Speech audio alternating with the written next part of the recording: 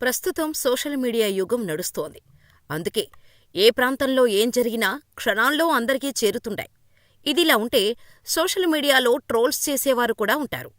తమకు నచ్చని వారిపై ఇష్టానురీతిగా ట్రోల్స్ చేస్తూ వారిని మానసిక వేదనకు గురిచేస్తుంటారు. అలా సామాన్యుల నుంచి సెలబ్రిటీల వరకు ఎంతోమంది ట్రోల్స్ కారణంగా నరకం అనుభవిస్తుంటారు. కొందరైతే ఏకంగా ఆత్మహత్య చేసుకొని జీవితాన్ని ముగిస్తున్నారు. తాజాగా ఏపీలో టీడీపీ, జనసేన మితిమీరిన ట్రోలింగ్ కారణంగా ఓ నిండు ప్రాణం బలైంది. పూర్తి వివరాల్లోకి వెళ్తే, వైఎస్సార్సీపీ ప్రభుత్వంలో గుంటూరు జిల్లా తెనాలి నియోజకవర్గానికి చెందిన గీతాంజలి అనే మహిళకు ఇంటి పట్టా వచ్చింది. ఆ ఇంటి పట్టా తీసుకున్న ఆమె ఇటీవల వైఎస్సార్సీపీ నిర్వహించిన సభలో పాల్గొన్నారు. అంతేకాక ప్రభుత్వం ద్వారా పొందిన సాయం గురించి మీడియా ముందు మాట్లాడారు. ఆ మహిళ మీడియాతో మాట్లాడుతూ చాలా ఏళ్ల తర్వాత తనకి సొంత ఇల్లు కట్టుకోవటానికి సీఎం జగన్ ఇంటి స్థలం ఇచ్చాడని చెప్పి తన ఆనందాన్ని పంచుకుంది. తన పిల్లలకు అమ్మఒడి వస్తోందని, సంక్షేమ పథకాలు అన్నీ అందుతున్నాయని గీతాంజలి సంతోషాన్ని వ్యక్తం చేసింది.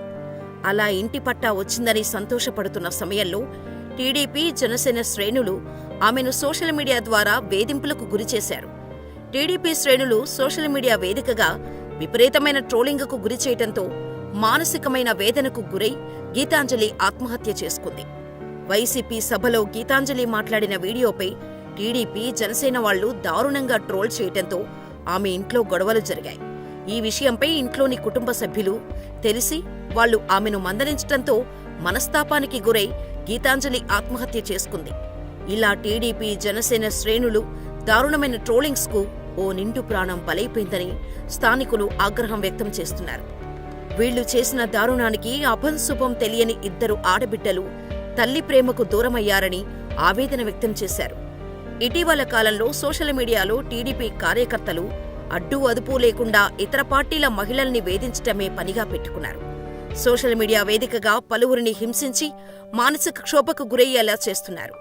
గతంలోనూ బెండపూడి ప్రభుత్వ పాఠశాల విద్యార్థులపై తీవ్రంగా ట్రోల్స్ చేశారు.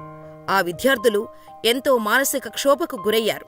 ఇలాంటి ట్రోల్స్ వేసేవారిని పోలీసు శాఖ సుమోటోగా కేసు తీసుకొని దర్యాప్తు చేపట్టి నిందితులను కఠినంగా శిక్షించాలని డిమాండ్స్ వస్తున్నాయి.